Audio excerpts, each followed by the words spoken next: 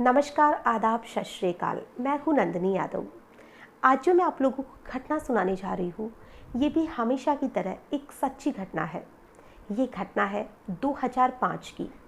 गुड़गांव में एक call centre हुआ करता था जिसका नाम था सैफ्रॉन। उसमें एक लड़की काम किया करती थी जिसका नाम था रोज, जो कि एक बहुत ही होनहार एम्प्लॉय थी। अपने टीम लीडर और एचआर की फेवरेट एम्प्लॉय में से वो एक थी।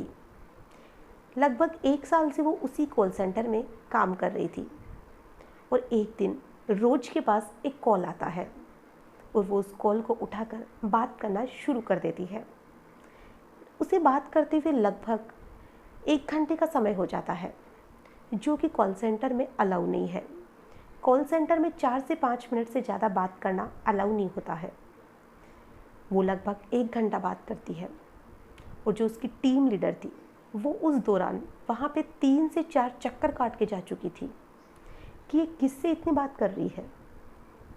और जैसे ही उसकी बात खत्म होती है वो अपना बैग उठाती है और गुस्से में वहाँ से निकल जाती है।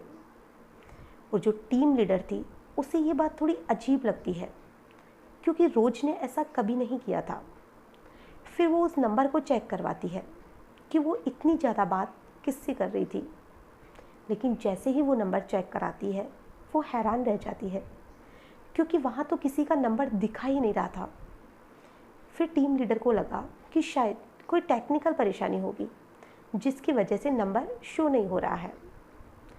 और जो टीम लीडर थी वो सोचती है कि जब वो कल ऑफिस आएगी तो उसे सारी बात पूछ लूँगी। लेकिन दूसरे दिन रोज ऑफिस नहीं आती है। ऐसे ही 3 से 4 दिन का समय हो जाता है। रोज ऑफिस नहीं आती है, ना ही कोई कॉल करती है, ना ही किसी से बात करती है। तो जो टीम लीडर थी उसे थोड़ी चिंता होती है क्योंकि वो घर से बाहर रहती थी। और जो टीम लीडर थी वो अपने ऑफिस में ही जो कैब ड्राइवर रहता है, जो उसे लाया करता था और उसे रोज़ वहीं पे छोड़ा करता था, उसे उसके घर भेजती है। तो जैसे ही वो उसके घर जाता है, जो कि किराए का मकान था, वहाँ पे जाकर वो उस ओनर से कहता है कि मुझे रोज से मिलना है, या आप बता सकते हैं कि वो ठीक है या नहीं है। जो उस मकान के ओनर थे वो कहते हैं कि यहाँ पे तो रोज नाम की कोई लड़की कभी रहती ही नहीं थी। ये बात उस कैब ड्राइवर को बहुत अजीब लगती है क्योंकि वही उसे रोज़ वहाँ से लाया करता था और उसी घर के बाहर वो उसे छोड़ा करता था। और उसने जो ऑफिस का एड्रेस दे रखा था वो भी उसी घर का था। फिर वो आसपास में पता करता है कि आपने इस लड़की को देखा है।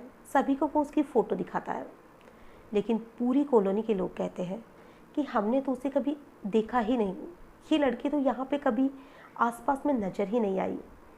जो कैब ड्राइवर था वो और हैरान हो जाता है कि ऐसे कैसे हो सकता है कि मैं उसे रोज़ यहाँ पे उतारता था और यहीं से उसे रोज़ लेता था, लेकिन वो किसी को कभी दिखाई ही नहीं दी।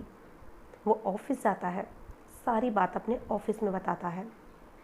जो ऑफिस में एचआर थे वो उसके गांव का पता करवाते हैं कि वो कौन सी जगह से रहने वाली थी। और फिर उसके गांव में उसी ऑफिस के एक लड़के को भेजा जाता है। और जब वो ढूंढते ढूंढाते रोज के घर पहुंचता है तो वहाँ पे उसे उसके माँ बाबा मिलते हैं, जिसे जाकर वो कहता है कि क्या रोज का घर यही है। तो जो उसके माँ पापा थे वो कहते हैं कि हाँ, उसका घर यही है। तो वो कहता है कि रोज घर आ चुकी है क्या? ना ही वो हम लोगों से बात कर रही है, ना ही वो ऑफिस आ रही है, कहीं वो किसी परेशानी में तो नहीं है। तो जो रोज के घर वाले होते हैं वो कहते हैं कि रोज कितने दिनों से ऑफिस आ रही है? तो वो लोग कहते हैं कि लगभग 1 साल हो चुका है। 1 साल से उसने वहीं पे कॉल सेंटर ज्वाइन कर रखा है। तो जो रोज के घर वाले हैं वो कहते हैं कि रोज को मरे हुए लगभग 8 साल का समय हो चुका है और वो ऑफिस कैसे आ सकती है।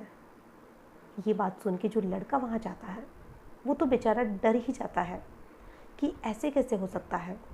जिस लड़की से मैं रोज़ मिला करता था, रोज़ बात किया करता था, सारे ऑफिस के लोग उससे बात किया करते थे, वो मरी हुई कैसे हो सकती है।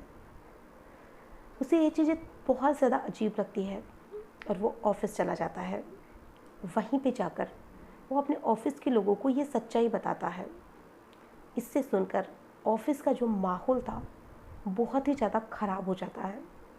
लोग बहुत ज़्यादा डरने लग जाते हैं कि इस ऑफ़िस में तो भूत रहते हैं और भूत ही कॉल सेंटर में काम करते हैं। अब जो एचआर वगैरह थे वो सोचते हैं कि ऐसे तो ऑफ़िस का माहौल ख़राब हो जाएगा और लोग जॉब छोड़कर भागने लग जाएंगे। वो उस मामले को कैसे भी दबाने की कोशिश करते हैं, लेकिन अब ये बात पूरे ऑफ़िस में फैल चुकी थी और जो ऑफ़िस के लोग थे वो कई लोग कहते हैं कि हमारे साथ भी यहाँ पे कुछ अजीब हरकतें हुई है। गेट का खुद बंद होना खुलना, वॉशरूम में खुद नल का चालू होना बंद होना, चीखने चिल्लाने की आवाज़ें आना। सभी लोग कुछ ना कुछ बताते हैं कि हमारे साथ भी ऐसा हुआ है, लेकिन पहले उन्होंने ध्यान नहीं दिया क्योंकि उन्हें लगा था कि शायद उन्हें ऐसे ही लग रहा होगा। बाद में जब पता करवाया गया तो पता चला कि जो वो कॉल सेंटर था वो एक कब्रिस्तान के ऊपर बना हुआ था, जहाँ पे बनाते समय बहुत सी हड्डियाँ वगैरह भी वहाँ पे मिली थी।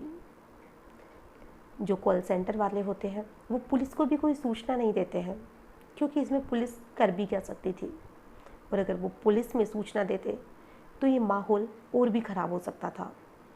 अब ये तो पता नहीं कि इस बात में कितनी सच्चाई है या कितनी नहीं है, लेकिन उस समय ये बात बहुत सुर्खियों में आई थी कि किसी कॉल सेंटर में एक मुर्दा लड़की जो 8 साल पहले मर चुकी थी, वो फ़ोन उठाया करती थी और कस्टमर से बात करके उनकी परेशानी को हल किया करती थी।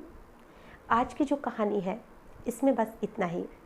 फिर मिलेंगे ऐसी ही किसी नई कहानी के साथ। तब तक के लिए नमस्कार।